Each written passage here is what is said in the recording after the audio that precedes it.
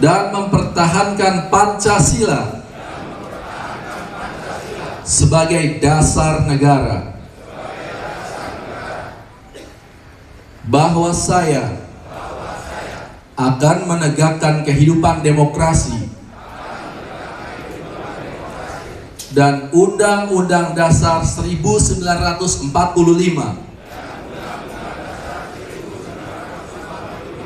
serta melaksanakan segala peraturan perundang-undangan dengan seluruh-seluruhnya yang berlaku bagi desa, daerah, dan negara Kesatuan Republik Indonesia.